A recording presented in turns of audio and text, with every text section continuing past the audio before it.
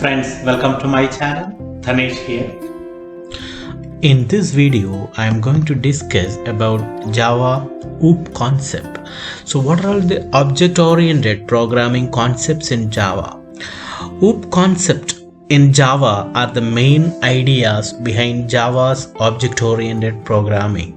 They are, as discussed, abstraction, encapsulation, inheritance, and polymorphism. Grasping them is key to understanding how Java works. Basically, Java OOP concepts let us create working methods and variables, then reuse all or part of them without compromising security. Reusability is one important aspect of Java OOP concept. A list of OOP concepts in Java. They are abstraction, encapsulation, inheritance, and polymorphism. We already discussed. In this video, I'm just giving an idea about what are all these OOP concepts. In detail, we will be separate videos we will be preparing for abstraction, encapsulation, polymorphism, and inheritance, especially inheritance, polymorphism, and encapsulation. So abstraction means using simple things to represent complexity. We all know how to turn the TV on, but we no need to know how it works in order to enjoy it. In Java, abstraction means simple things like objects, classes, and variables represent more complex underlying code and data. This is important because it lets avoid repeating the same work multiple times.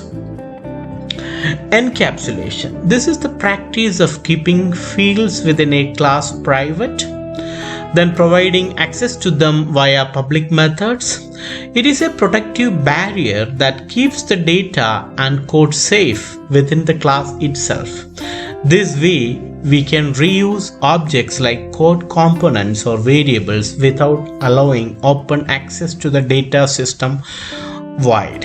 So encapsulation is mainly implemented by the access modifiers or access specifiers, like we discussed: private, protected, default, and public. In detail in the previous videos we discussed. So these access specifiers help us to do the encapsulation of the code. Inheritance. This is a special feature of object-oriented programming in Java. It lets programmers create new classes that share some of the attributes of existing classes. This lets us to build on previous work without reinventing the wheel. That means one object can, inherit the properties of another object. For example, here we will be having a superclass and a subclass. The subclass can inherit the methods and the attributes of the superclass. So one object acquires the property of another object, that is known as inheritance. So we can tell like human being is a superclass human. Then the subclass, we are taking it as male. Then all the properties of human beings are there in male as well. So male inherit all the properties of the superclass human. That property we call it as inheritance. Another more important OOP concept is polymorphism.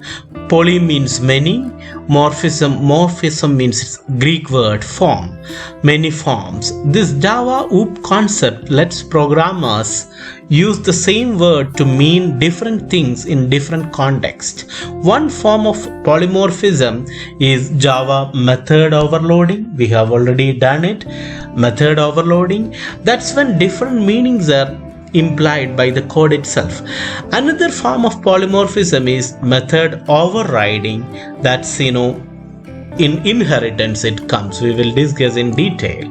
That's when the different meanings are implied by the values of the supplied variables. So poly means many, it's a Greek word. Morphism, polymorph, means forms. So many forms.